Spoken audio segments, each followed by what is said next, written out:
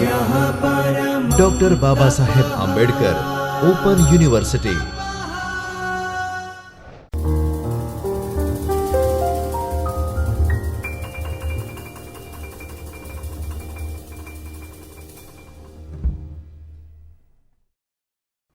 નમસ્કાર મિત્રો, doctor Baba Saheb Ambedkar open યુનિવર્સિટીના department of library and information સાયન્સમાંથી હું નિશા આપ સૌનું હાર્દિક સ્વાગત કરું છું.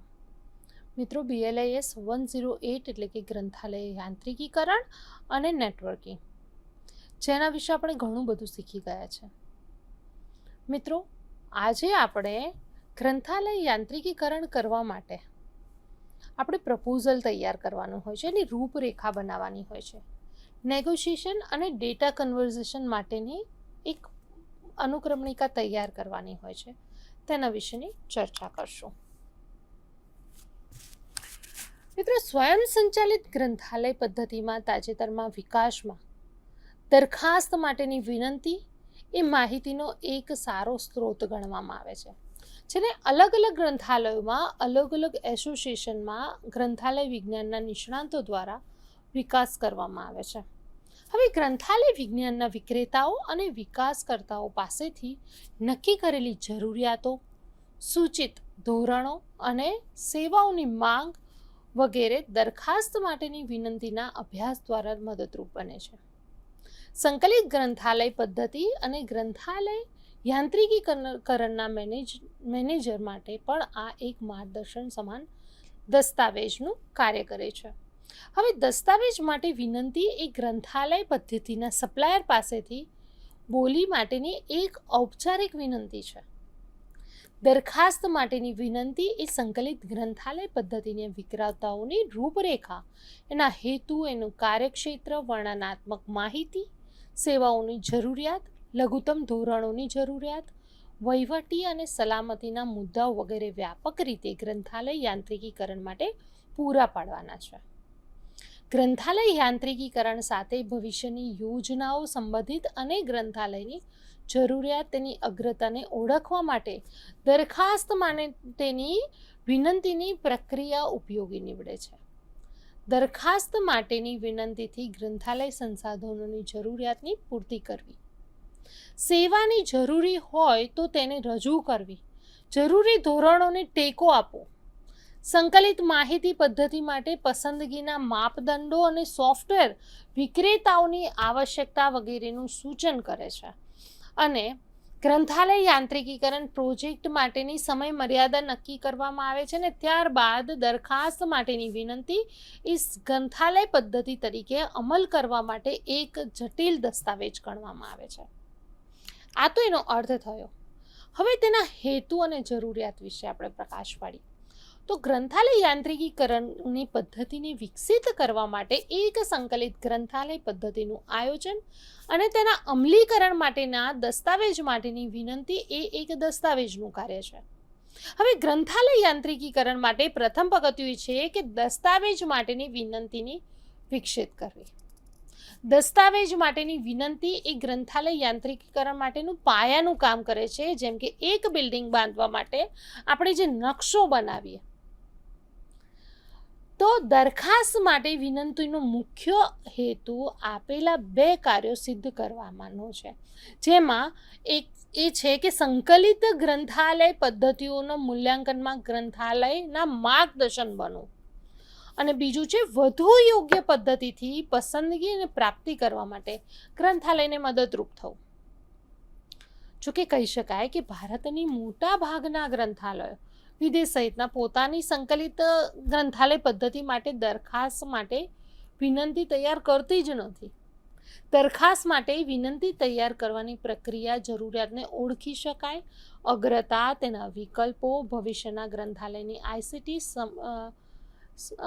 સક્ષમ સેવાઓ માટે એક કોર્સ ઓફર એક્શનમાં ગ્રંથાલયને મદદરૂપ બને છે.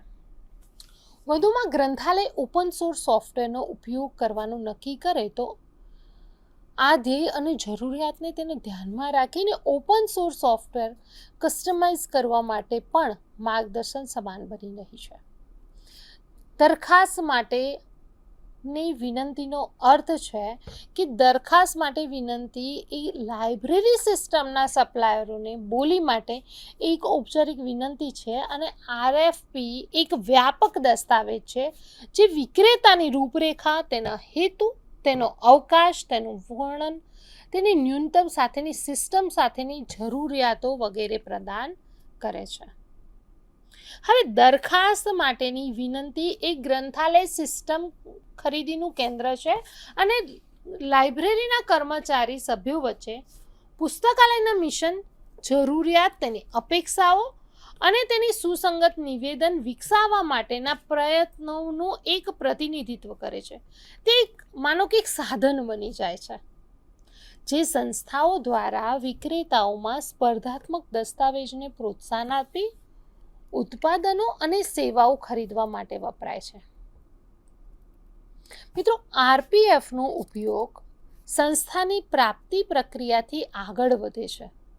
તે વિજેતા વિક્રેતાઓને પ્રતિસાદ સાથે સંસ્થા અને વિક્રેતા વચ્ચેના કાર્યકારી સંબંધના પાયા તરીકે આરપીએફ કામ કરે છે. આ ફાઉન્ડેશન બંને પક્ષોની વિનંતી અને પ્રસ્તાવ નક્કી કરેલા હોય તેને સંમતિપૂર્વક ઉકેલ, આવશ્યકતા અને સમયપત્રક હેઠળ કામ કરવાની મંજૂરી આપે છે. હવે દરખાસ્ત માટેની વિનંતીના હેતુઓ. તો દરખાસ્ત માટેની જે વિનંતી છે એના હેતુઓ તરીકે આપણે ગણી શકાય કે દરખાસ્તની વિનંતી અથવા આરપીએફનો ઉદ્દેશ્ય એ છે કે તમારા વ્યવસાય માટે કોઈ વિશિષ્ટ પ્રોજેક્ટ પૂર્ણ કરવા માટે અથવા કોઈ ચોક્કસ સમસ્યા હલ કરવા માટે યોગ્ય વિક્રેતાને શોધી આપો. હવે આરપીએફનો ઉપયોગ સામાન્ય રીતે મોટા કોર્પોરેશન, બિન નફાકારક અને સરકારી એજન્સીઓ દ્વારા કરવામાં આવતો હોય છે, પરંતુ તેનો ઉપયોગ કોઈ પણ કદના વ્યવસાય દ્વારા થઈ શકે છે. દસ્તાવેજ માટે વિનંતીનું મહત્વ સમજવું એ તમારા વ્યવસાય માટે યોગ્ય છે કે નહીં. જ્યારે આપણે દરખાસ્ત તૈયાર કરીએ છીએ ત્યારે દરખાસ્ત માટેની વિનંતીના મુખ્ય હેતુ આપણે કેટલાક પ્રશ્નો સ્વરૂપે હોઈ શકે કે લાઇબ્રેરી સિસ્ટમ, પ્રોડક્ટ અને આરપીએફના પ્રતિભાવનું મૂલ્યાંકન માટે પસંદગીના માપદંડો કયા છે. ધોરણોના પાલનોની જરૂરિયાત સૂચવવી જોઈએ. હાલના રાષ્ટ્રીય અને પ્રાદેશિક, આંતરરાષ્ટ્રીય ધોરણો, વાસ્તવિક ધોરણોને ઓળખવા જોઈએ. ગ્રંથાલય પદ્ધતિ સાથે સંબંધિત આવશ્યકતાને અનુરૂપ થવું પડે. ગ્રંથપાલ અને ડેવલપર્સ, જે લાઇબ્રેરી ઓટોમેશનના ડેવલપર્સ છે, એની વચ્ચે સ્પષ્ટ, અસરકારક માહિતી સંચાર કરવા માટેનો સહાયપદ બનવાનું છે. ગ્રંથાલય યાંત્રિકીકરણના મુખ્ય કાર્યક્ષેત્ર દ્વારા સંભવિત ધોરણને એપ્લિકેશન માટેનું માર્ગદર્શક, દાખલા તરીકે ગ્રંથ સૂચિનું માળખું, રેકોર્ડ માળખું, માહિતી પુનઃપ્રાપ્તિ અને સામાયિકો વગેરેની બાબતો અહીંયા આગળ ધ્યાનમાં લેવામાં આવે છે. હવે જે દરખાસ્ત માટેની વિનંતી જે વિકસાવવા માટેની જરૂરિયાત શું છે, તો તમે જાણો છો કે સંકલિત ગ્રંથાલય પદ્ધતિનો વિશાળ પ્રમાણમાં ઉપયોગ થાય, વૈશ્વિક માહિતી સંચાર માટે ઇન્ટરનેટનો ઉપયોગ થાય, ડિજિટલ લાઇબ્રેરીનો પ્રારંભ, વેબ 2.0 સાધનોની ઉપલબ્ધતા, ક્લાઉડ કમ્પ્યુટિંગનો ઉદ્ભવ, ઓપન લિંક ડેટા વિવિધ ધોરણોનું પાલન કરે છે, ત્યારે ગ્રંથાલય પદ્ધતિ દ્વારા નિર્ણાયક બની રહે. જ્યારે કોઈ ગ્રંથાલય વર્ગીકરણ પદ્ધતિનું વેચાણ કરવામાં આવે ત્યારે કયા ધોરણો મહત્વના છે, કઈ સેવા હવે પછીની પેઢીના વાચકો માટે જરૂરી છે, બદલાતી જતી પરિસ્થિતિમાં કમ્પ્યુટર એન્વાયરમેન્ટમાં કયા સોફ્ટવેર આર્કિટેક્ચર યોગ્ય હશે અને કયા ડેટા ફોર્મેટ વધુ વ્યાપક હશે. આપણે કેવી રીતે નક્કી કરી શકીએ કે વ્યાવસાયિક રીતે ઉપલબ્ધ આઈએલએસ અથવા તો ઓએસએસ આઈએલએસ ગ્રંથાલયના કાર્યાત્મક સબ સિસ્ટમ સંબંધિત વૈશ્વિક ધોરણો ખરેખર પાલન કરે છે. ગ્રંથાલય યાંત્રિકીકરણ માટે દસ્તાવેજ માટે વિનંતીને વિકસિત કરવા માટે મહત્વ આપણને સમજાય છે. હવે એના માટેના ઘટકો કયા છે. ગ્રંથાલયની દરખાસ્ત બનાવવાની છે, વિનંતી કરવાની છે, તો તેના માટે કયા કયા ઘટકો છે જે તેના માટે કાર્ય કરશે. તો ગ્રંથાલય વિશેની પૂર્વ ભૂમિકાની માહિતી, ગ્રંથાલયનું કર્તવ્ય શું છે, તેનો ધ્યેય, તેની દ્રષ્ટિ કઈ છે, તે કઈ સેવા પ્રદાન કરે છે, તેમાં સંગ્રહનું કદ કેટલું છે, આપલે અને ઉપયોગ કરતા કયા જનસમુદાયના છે. ત્યારબાદ જરૂરિયાતોને વિગતવાર નિવેદન. ગ્રંથાલય યાંત્રિકીકરણ માટેનો ઉદ્દેશ્ય ગ્રંથાલયનો શું છે? જ્યારે પણ આપણે ગ્રંથાલય યાંત્રિકીકરણ માટે દરખાસ્ત બનાવી રહ્યા છે ત્યારે તેના ઉપયોગનો ઉદ્દેશ્ય શું છે? આપણા ગ્રંથાલયના યાંત્રિકીકરણ માટે ઉદ્દેશ્ય કયો છે? કયા ધોરણો પાલન કરવાની તેમાં જરૂરિયાત છે અને સેવાના સ્તરની જરૂરિયાત શું છે તે જાણવી આવશ્યક છે. આ કાર્યકારી આવશ્યકતાઓ શું છે? ત્યારબાદ વિક્રેતાઓનું નામ, તેનો સંપર્ક, સરનામું અને નંબર. કયા સંભવિત ILS વિક્રેતા છે જે ગ્રંથાલયની જરૂરિયાતને સંતોષી શકે? તેનો સંપર્ક કઈ રીતે થઈ શકશે? સંભવિત ઓપન સોર્સ ILS માટે સેવા પ્રદાન કરનારા કોઈ ત્રીજા પક્ષના પ્રદાતા કોણ હોઈ શકે તે વસ્તુ. આ 3 પ્રશ્નોના જવાબ જ્યારે મળે ત્યારે આપણે નક્કી કરી શકીએ છીએ. તેવી જ રીતે સમય અવધિ, પગલાં, પ્રવૃત્તિઓ શું છે અને ક્યારે પૂર્ણ કરવાની છે. જ્યારે ઓટોમેશનની વાત કરતા હોય ત્યારે કઈ પ્રવૃત્તિઓ ઓટોમેશનમાં આવશે, કયા પગલાં આપણે હાથ ધરશું ને કઈ રીતે તે પૂર્ણ કરવાની છે, એના માટેનો સમયગાળો કયો રહેશે તે મહત્વનું છે. જરૂરી પદ્ધતિઓ માટે અગ્રતા ક્રમ કયો રહેશે? કાર્ય પૂર્ણ કરવા માટે સમયપત્રક શું હોવું જોઈએ? તેવી જ રીતે મૂલ્યાંકનના માપદંડ અને પદ્ધતિઓ. હાલમાં કયા નિર્ણાયક પરિબળ હોવા જોઈએ? RFP વિરુદ્ધ જુદા જુદા જવાબોનું મૂલ્યાંકન કરવા માટે પરિણામો કેવી રીતે બનાવશો? ILSના ઉત્પાદનનું મૂલ્યાંકન કરવા માટેની પદ્ધતિ શું હોવી જોઈએ? ત્યારબાદ સિસ્ટમની આવશ્યકતા અને વિશેષતાઓ. જ્યારે આપણે દરખાસ્ત બનાવી રહ્યા છે, લાઇબ્રેરીમાં ઓટોમેશન લાવી રહ્યા છે, ત્યારે સિસ્ટમમાં હાલમાં કઈ વિશિષ્ટ સુવિધાની આવશ્યકતા રહેલી છે? આપણી માળખાકીય જરૂરિયાત કઈ હશે?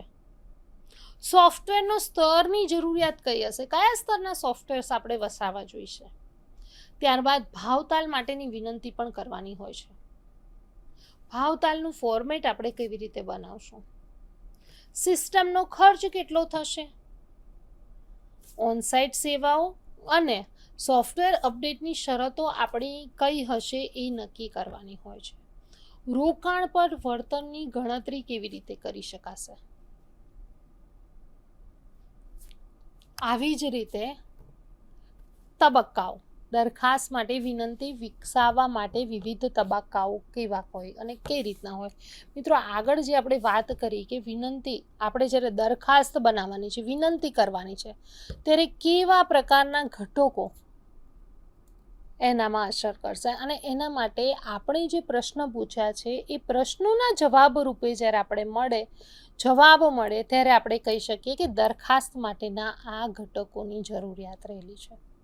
તેવી જ રીતે દરખાસ્તની વિનંતી વિકસાવવા માટે કેવા તબક્કા, વિવિધ તબક્કાઓ કયા હશે તેની વાત કરવામાં આવશે. હવે જરૂરિયાતની આકારણી કરવી, ઉપલબ્ધ ILSનો અભ્યાસ કરવો પડે, સંભવિત વિક્રેતાઓની યાદી બનાવવી પડે. ઓપન સોર્સ માટે ત્રીજા પક્ષના વિક્રેતાઓની સાથે પણ યાદી બનાવી શકાય છે. હવે જરૂરિયાતના સ્પષ્ટીકરણ અને ધોરણોનું પાલન કરવું, મૂલ્યાંકનના માપદંડોનો ઉલ્લેખ કરવો, કાર્ય પૂર્ણ કરવા માટે સમય મર્યાદા નક્કી કરવી અને RFPનું લખાણ કરવું જરૂરી ઘટકો સાથે. હવે કરાર પર ટિપ્પણી માટે કાનૂની કચેરીમાં રજૂ કરવું. કાનૂની કચેરી અને વિશિષ્ટતાઓ અનુસાર ફરીથી આપણે લખાણ કરવું જોઈએ અને દરખાસ્ત માટે વિનંતી માટે વિક્રેતાઓને આપણે તે મોકલાવવાનું હોય છે.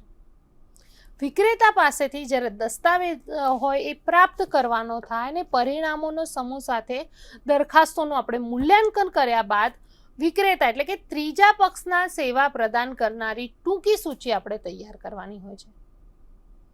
સિસ્ટમ ડેમો માટેની આપણે વિનંતી કરવાની હોય કે આપણને જે સિસ્ટમ મળવાની છે તેનો ડેમો આપો.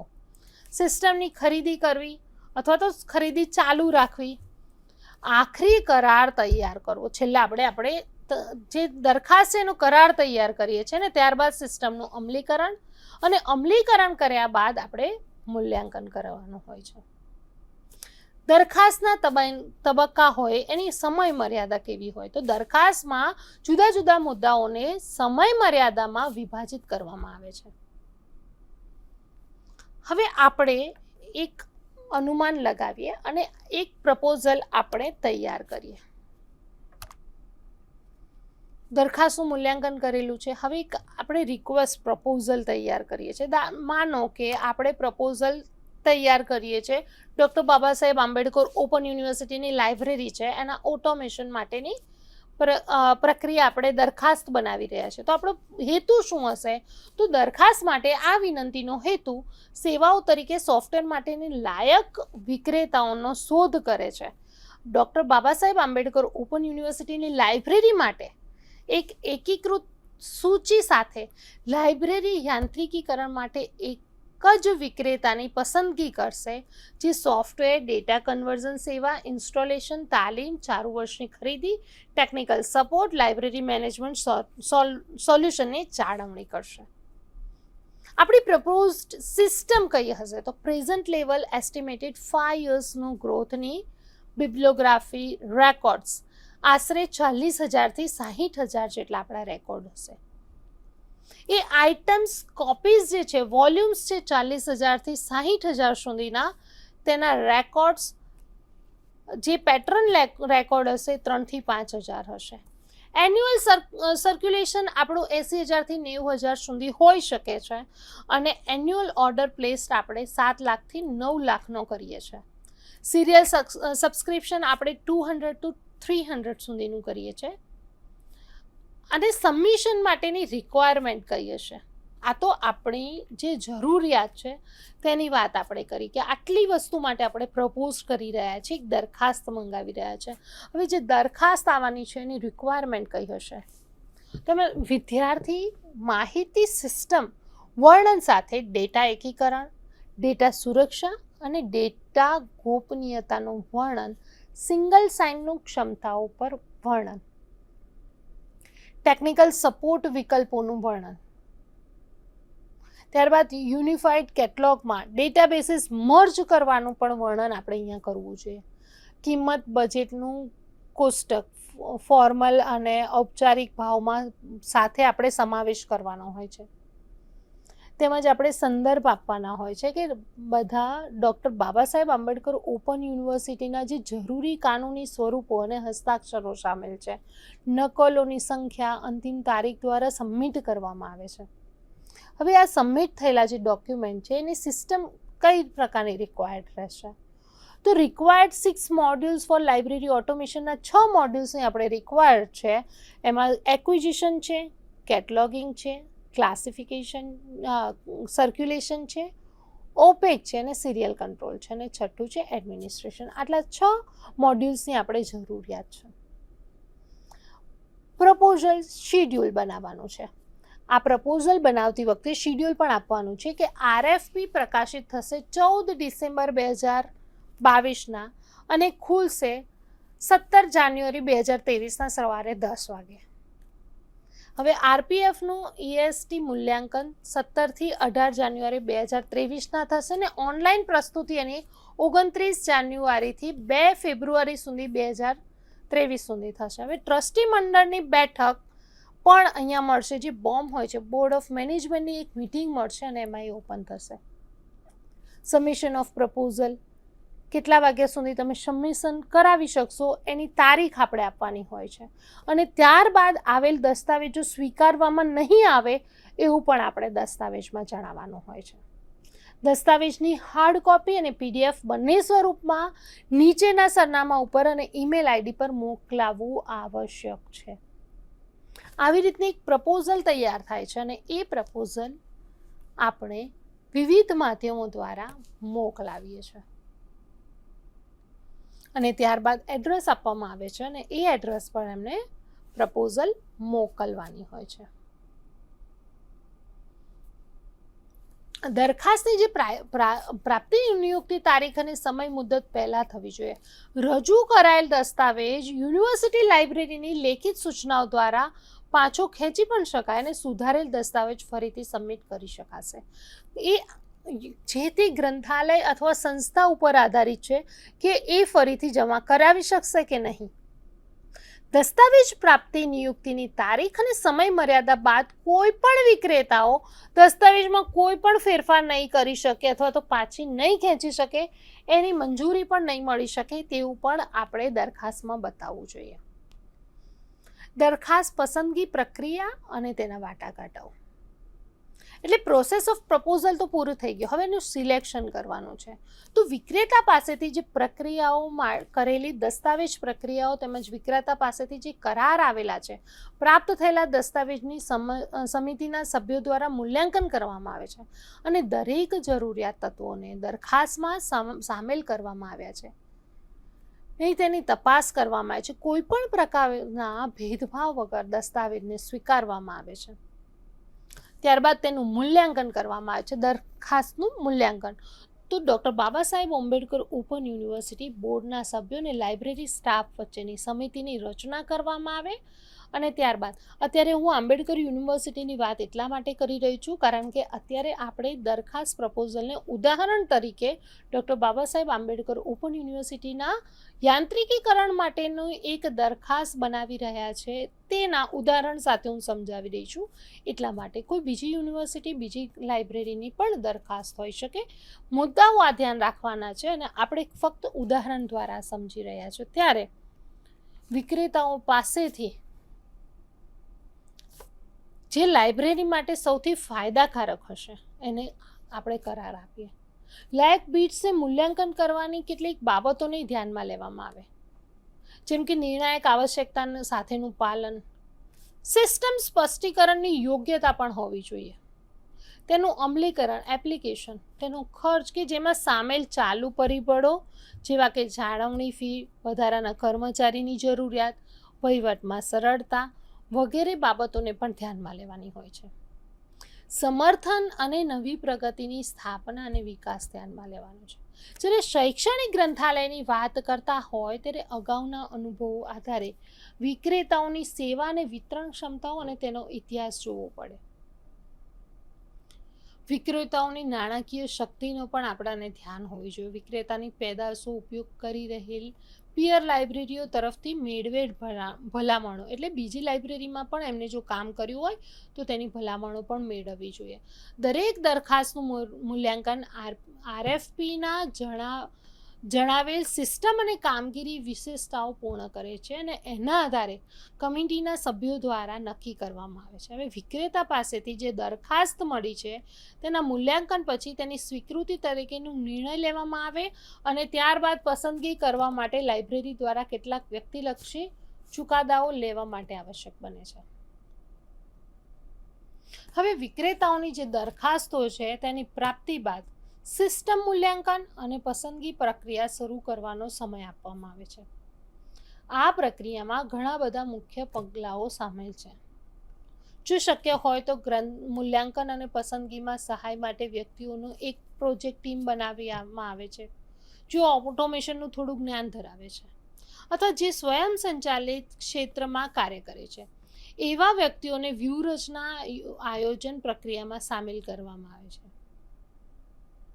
દરખાસ્તને રદબાદલ કરવાની પ્રયાસ કરો, એટલે કે જ્યારે વિક્રેતા કોઈ પણ કાર્યાત્મક વિશેષતાઓ અથવા તો ઉચ્ચગ્રતા ક્રમ ધરાવતી સિસ્ટમ મોડ્યુલના અનુપસ્થિતિ માટે જવાબ આપવા માટે નિષ્ફળ જાય ત્યારે તેને રદબાદલ કરવામાં આવે છે. હયાત એટલે દરખાસ્તનું ઊંડાણપૂર્વકનું વાંચન કરવું જોઈએ.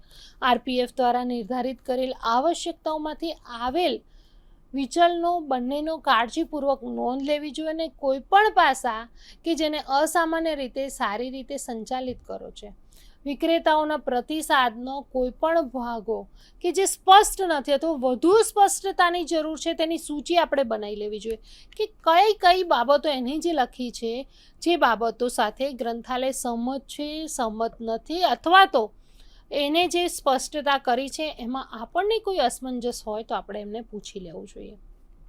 સુનિશ્ચિત જે સિસ્ટમ પ્રદર્શન છે તેઓ મૂલ્યાંકન પ્રક્રિયાના મહત્વના ઘટક છે. એટલે કે વિક્રેતાઓ સૌથી આકર્ષક પ્રકાશમાં વિક્રેતાઓની પ્રણાલી બતાવવાની મંજૂરી આપો.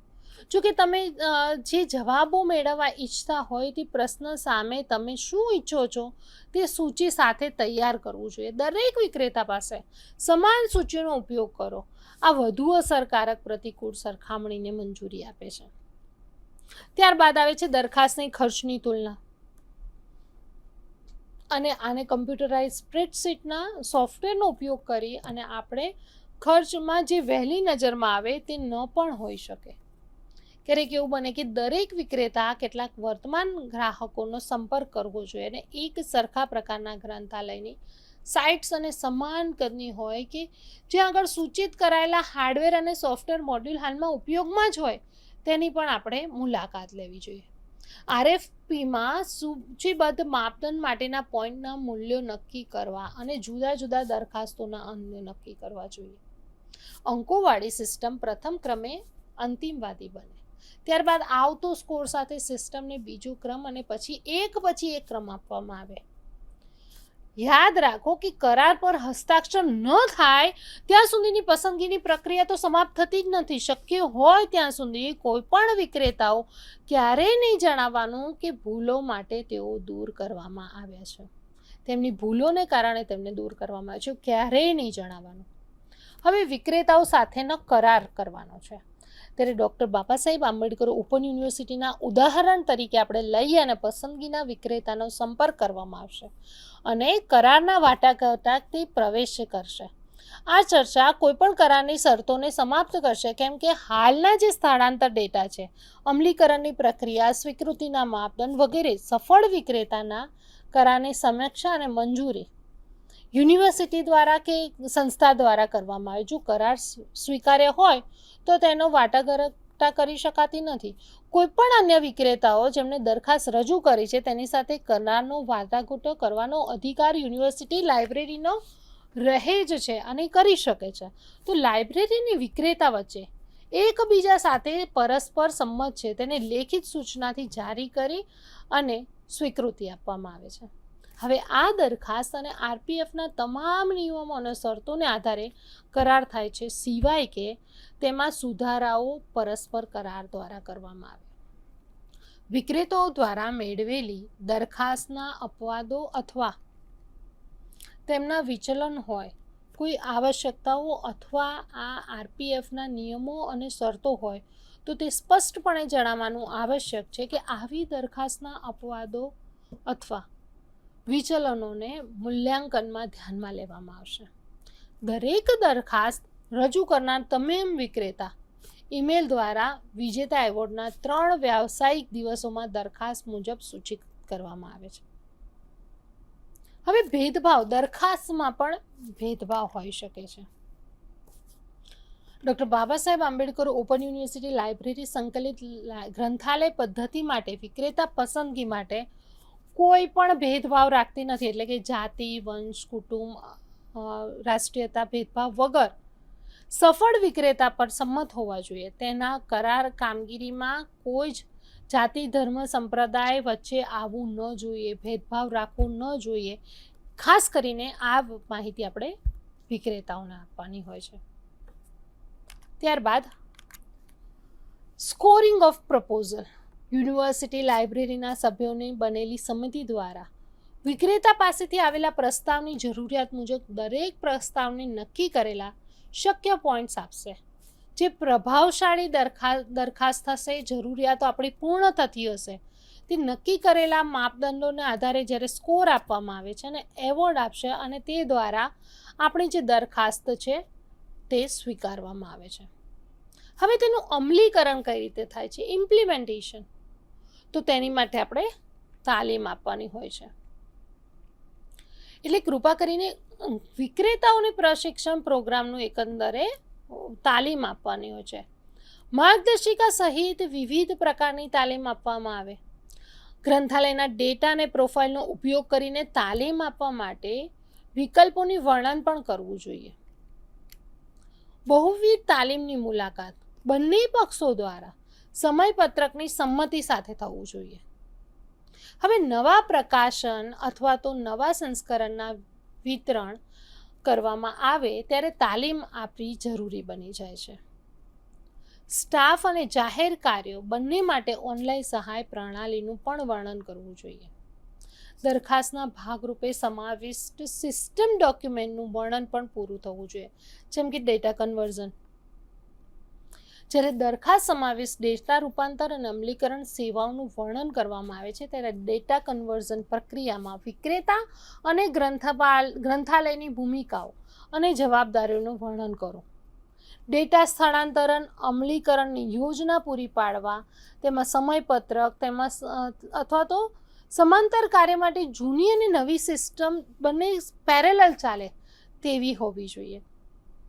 ઓનલાઈન હોવા જોઈએ ડોક્યુમેન્ટ. કીવર્ડ શોધી શકાય, ડાઉનલોડ કરી શકાય, લાઇબ્રેરી દ્વારા તેમાં સુધારા પણ કરી શકાય તેની પણ સવલતો પૂરી પાડવી જોઈએ. વર્તમાન સ્ત્રોતમાંથી જ્યારે ડેટા પુનઃપ્રાપ્ત કરવા, તેને રૂપાંતરિત કરવા અથવા તો નિર્ધારિત સમય મર્યાદામાં અપલોડ કરવાની માહિતી પણ સામેલ હોવી આવશ્યક છે. દરખાસ્તમાં ઘણા દિવસો સુધી સમયપત્રક સામેલ હોવું પણ એટલું જ આવશ્યક છે. જો ત્યાં અણધાર્યા સંજોગો હોય તો આનાથી ખર્ચા પર કેવી અસર થશે તે પણ બાબત ધ્યાનમાં લેવી જોઈએ. મિત્રો, દરખાસ્ત માટેની વિનંતી અંગેની ચર્ચા આપણે આ યુનિટમાં કરી. હવે જે દરખાસ્ત વિકસાવી શકાય, દરખાસ્ત માટે આપેલ સમયમર્યાદા, તેના તબક્કાની સમજણ આપણે આ યુનિટમાં મેળવી. પરંતુ વિવિધ વિક્રેતાઓ પાસેથી દરખાસ્ત સંબંધી માહિતી કેવી રીતે મેળવી શકાય, મંજૂરી માટેના વિક્રેતાઓના વાટાઘાટા વગેરે બાબતોની આપણે અહીંયા ચર્ચા કરી. હવે આપણે નવા વિષય સાથે ફરીથી મળશું. ત્યાં સુધી મને રજા આપશો. स्वाध्यायः परमं तप